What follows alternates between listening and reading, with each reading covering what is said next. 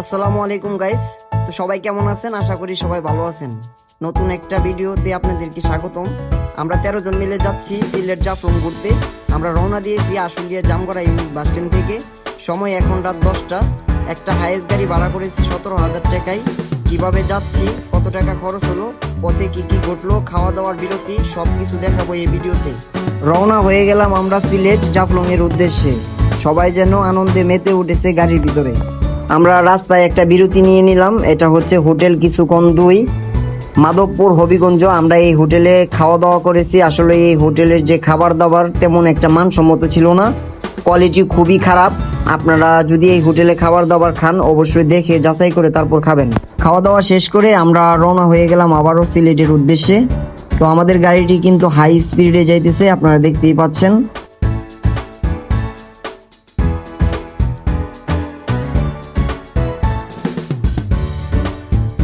এই যে দেখতেই পাচ্ছেন আমরা কিন্তু চলে আসছি সিলেটে। আর আমার সামনে দেখতে পাচ্ছেন এটা হচ্ছে হযরত শাহজালাল রহমতুল্লাহ আলাইহির মাজার শরীফ। আমরা এখানে ফজরের নামাজ পড়ে তারপর এখান থেকে বের হব জাফলং এর উদ্দেশ্যে। তো আপনারা দেখতে থাকুন, আপনাদেরকে মাজারটা ঘুরিয়ে দেখাবো। ভোরবেলা মাজারের পরিবেশটা ছিল একেবারে শান্ত, মন ছুঁয়ে যাওয়ার মতো। তাহলে দেখতে থাকুন পুরো ভিডিওটা।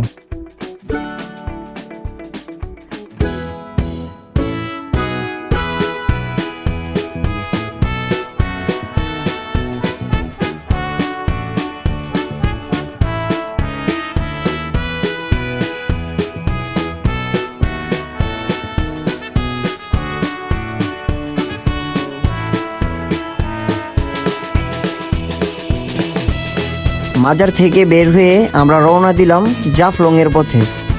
রাস্তা জুড়ে পাহাড় আর পাহাড়, কুয়াশা আর সবুজে ভরা সৌন্দর্য, যা দেখে মাতোয়ারা হয়ে গেছে গাড়ির ভিতরে সবাই। এ যেন পাড়ি দিচ্ছি এক অজানা পথ।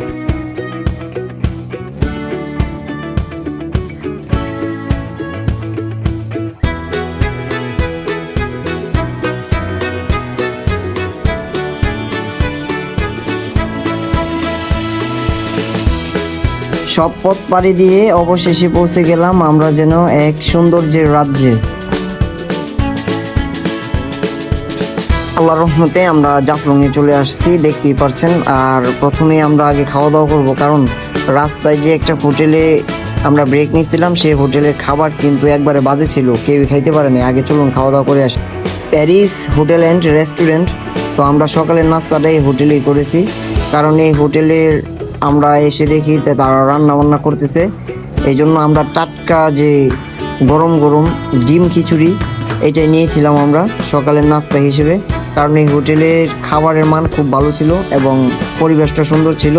আর এখানে যে স্টাফগুলো ছিল তাদের যে ব্যবহার খুবই ভালো ছিল।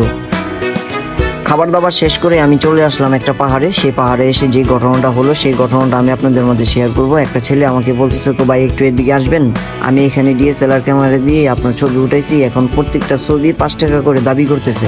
তো আমি বললাম, তুমি যেহেতু উঠাইছো এখন আর কি করার আছে, ঠিক আছে। DSLR ক্যামেরাম্যানের সাথে কথা বললাম, উনি বলতেছে আপনি প্রত্যেকটা ছবি বেছে বেছে নিতে পারবেন 5 টাকা পিস। তখন আমি বললাম যে ঠিক আছে, তাহলে 200 ছবি ডিলিট করে দেন আর 100 ছবি তাকে বেছে বেছে দেন। আশা করি আপনারা যারা জাফলং এ ঘুরতে আসবেন তারা কখনোই এই ভুলটি করবেন না, ক্যামেরাম্যানের সাথে কথা বলে এবং দরদাম করে তারপর ছবি উঠাবেন। চলুন আমরা এখন হারিয়ে যাই প্রকৃতির মাঝে।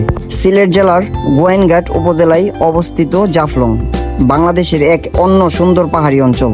এখানকার প্রকৃতি যেন এক শিল্পের হাতে আঁকা চিত্রের মতো। দর্শক, এখন আমি দাঁড়িয়ে আছি জাফলং 0 পয়েন্টে। চারপাশে উঁচু নিচু পাহাড়, পাহাড়ের বুক চিরে নেমে আসা ছোট ছোট ঝর্ণা, আর তার সাথে নীলচে সবুজ নদীর জল। এই সব মিলিয়ে জাফলংকে বলা হয় বাংলাদেশের দার্জিলিং। তাই ভিডিওটি স্কিপ করবেন না, দেখতে থাকুন, সবকিছু দেখাবো এই ভিডিওতে। জাফলং এ এসে যে জিনিসটা প্রথমে চোখে পড়ে সেটা হলো এই পাহাড়। দূর পাহাড়ের গায়ে মেঘ লেগে আছে, নিচে নদীর স্থল পানি, মনে হবে যেন প্রকৃতি নিজের হাতে ছবি এঁকেছে। দর্শক, এখন আমি আপনাদেরকে নিয়ে যাব পাহাড়ের নিচে, যেখানে কিনা রয়েছে নদীর বুকে সারি সারি পাথর, যেগুলো স্থানীয়রা সংগ্রহ করে জীবিকা নির্বাহ করে। নদীর ওপারে তাকালে দেখা যায় ভারতের মেঘালয় পাহাড়, যা প্রায় মেঘে ঢাকা থাকে। সেখানে থেকে এসেছে জাফলং মানে মেঘ, পাহাড়ের রাজ্য। এই ডাকনামটি।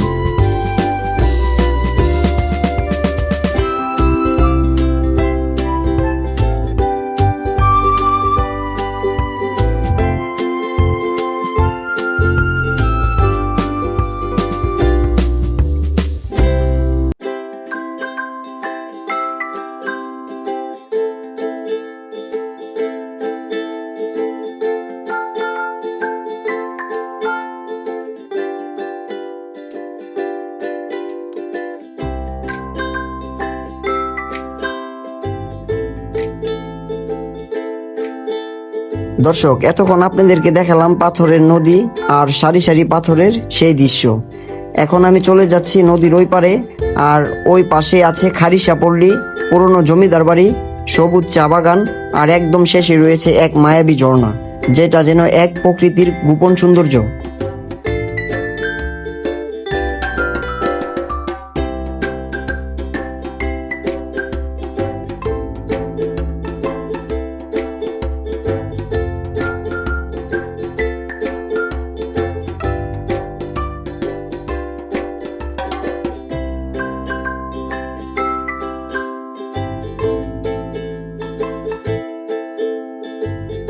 নদী পার হয়ে আমরা সবাই মিলে 1200 টাকা দিয়ে রিজার্ভ করলাম 2টা অটো। সবাই মিলে গাদাগাদি করে উঠে পড়লাম আর চলতে শুরু করলাম চা বাগানের পথে।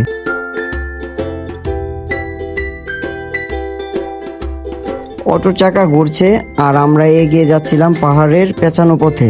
রাস্তার দুই পাশে চোখ মেলে তাকালেই দেখতে পেলাম সারি সারি পান বাগান, তার পাশেই সুপারির বাগান। একটু সামনে এগিয়ে আসতেই চোখে পড়লো খারিসাপল্লী, তার পাশেই ছিল জমিদার বাড়ি।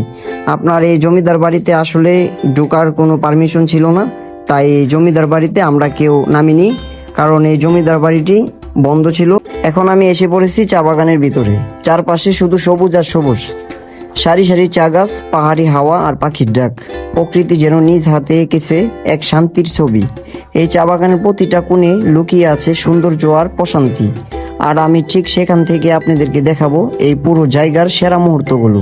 চলুন ঘুরে দেখি এই সবুজ আর উপভোগ করি প্রকৃতি।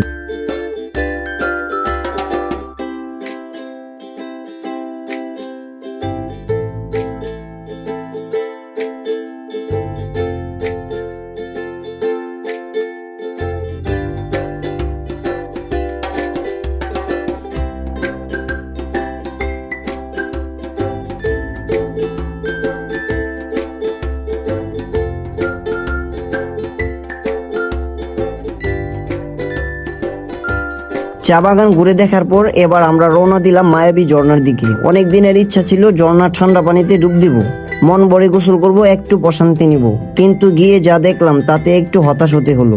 ঝর্ণার দ্বারে ছিল ভীষণ ভিড়, লোকের চাপ এত বেশি যে ঝর্ণাটাকে দেখার থেকেও যেন মানুষ সামলানো ছিল কঠিন। তারপর পানির প্রবাহ ছিল খুবই কম, যেমনটা নাম শুনে কল্পনা করেছিলাম বাস্তবে ছিল তার উল্টোটা। তাই যারা ভবিষ্যতে এখানে আসবেন তাদের বলবো আমি, বর্ষার সময় আসবেন যখন ঝর্ণায় পানি থাকবে ভরপুর। আর আমি আপনাদেরকে সাজেস্ট করতে চাই যে আপনারা এখানে যারা আসবেন তারা 11টা থেকে 12টার ভিতরে গোসল করার চেষ্টা করবেন, তখন মানুষের চাপ থাকে খুবই কম। আমি আমার নতুন অভিজ্ঞতা থেকে একটা কথা বলতে চাই, সেটা হচ্ছে আপনারা যারা জাফলং ঘুরতে এসে কেনাকাটা করতে চান তারা অবশ্যই এই মায়াবী ঝর্ণার দ্বারে যে সমস্ত দোকানগুলো আছে এই দোকানগুলো থেকে কেনাকাটা করবেন, কারণ এই দোকানগুলোতে আপনি পেয়ে যাবেন সব ধরনের জিনিস আর পেয়ে যাবেন আপনার কম দামে। আর আপনারা যারা জাফলং 0 পয়েন্ট থেকে কেনাকাটা করবেন তাদের অবশ্যই একটু দাম বেশি দিয়ে কিনতে হবে, কারণ আপনার এখান থেকে ওইখানের দামটা একটু বেশি থাকে। এই জন্য আপনাদেরকে আমি সাজেস্ট করব আপনারা যারা কেনাকাটা করবেন তারা সবাই এখান থেকেই করবেন। আমরা সবাই কেনাকাটা শেষ করে এখন মনে করেন রওনা হয়েছি, আমরা নদীর ওই পারে যাব। ওই পারে গিয়ে আমরা আগে গোসল করব, কারণ এই রোদের ভিতরে ঘুরে আপনার এমন একটা অবস্থা হয়ে গেছে আমরা আপনার এখনো হাঁটতে পারতেছি না, এত পরিমাণ গরম। তা এখন আমরা নদীটা পার হব, পার হয়ে আমরা সর্বপ্রথম গিয়ে ঝাঁপ দিব আপনার নদীতে। তাহলে দেখতে থাকুন।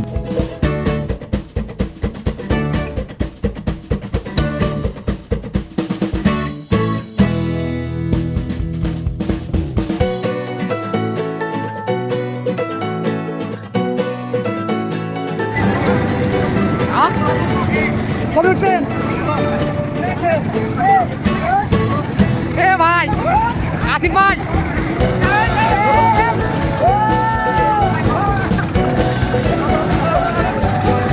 আমরা সবাই গোসল করতেছিলাম আর মজা করতেছিলাম। আর আপনার পানিতে এত পরিমাণ স্রোত ছিল যেখানে কিনা আপনার যদি কেউ সাইডে দাঁড়িয়েও থাকে তারপরেও তাকে ভাসিয়ে নিয়ে যাবে। আর আমরা এখানে সবচেয়ে বড় যে মিসটা করেছি সেটা হচ্ছে আপনার ঝর্ণাতে গোসল করতে পারি নাই, এটা হচ্ছে আমাদের দুঃখের বিষয়। যাক, তারপরও আমরা অনেক আনন্দ করেছি, ভালো লাগছে। গোসল করে সবাই ফ্রেশ হয়ে আবারও চলে আসলাম আমরা প্যারিস হোটেল অ্যান্ড রেস্টুরেন্টে। কারণ সকালবেলা আপনাদেরকে আমরা রিভিউ দিয়েছিলাম যে এই হোটেলের খাবার কোয়ালিটিফুল, এই জন্য আবারও আমরা চলে আসছি দুপুরের খাবার খেতে। কারণ এই হোটেলের খাবার খুবই মানসম্মত এবং পরিবেশটা খুবই সুন্দর। আর এই হোটেলে এসে আমরা একটা প্যাকেজ অর্ডার করেছি জনপ্রতি 360 টাকা। সেই প্যাকেজে ছিল আপনার গরুর মাংস, মাছ, আলু ভর্তা, ডাল আর ভাত ছিল আনলিমিটেড। আর এই বড় ভাই আমাকে বলতেছে, রফিক অনেক কষ্ট করছো, এখন খাওয়া দাওয়া করো, তুমি কিন্তু 2 প্লেট খাবা। তো এখন আর কি করব, এখন আমরা খাওয়া দাওয়া করব। খাওয়া দাওয়া শেষে আপনাদেরকে আরো বিস্তারিত বলবো। দুপুরে খাবার দাবার শেষ করে আপনার 1 ঘন্টা রেস্ট নিই। রেস্ট নেওয়ার পরে ভাবলাম একটু ঘোরাঘুরি করতে হবে, কিছু কেনাকাটা বাকি আছে ওইগুলো করতে হবে। তাই আমি ওই রাস্তাটা ধরে আমি চলে গেছিলাম ওই নিচে, এই এদিকে ধরো, ওইখানে গিয়ে কিছু জিনিসপাতি কেনাকাটা করছি। আর আপনার ঝর্ণার এখানে যে জিনিসপাতি কেনাকাটা করছি ওইখান থেকে আর এখানের অনেক পার্থক্য। ওইখানে দাম কম ছিল, এখানে দাম বেশি। তো আমরা এখন আমাদের গাড়িটি ছেড়ে দেব, আমরা ঢাকার উদ্দেশ্যে রওনা দিব। আমরা এই যে গাড়ি ছেড়ে দিছি। আমার এই ভিডিওটা আপনাদের কাছে কেমন লেগেছে অবশ্যই জানাবেন কমেন্টে। ভালো লাগলে চ্যানেলটি সাবস্ক্রাইব করবেন। আর আমাদের এখানে খরচ পড়েছে জনপ্রতি 2100 টাকা।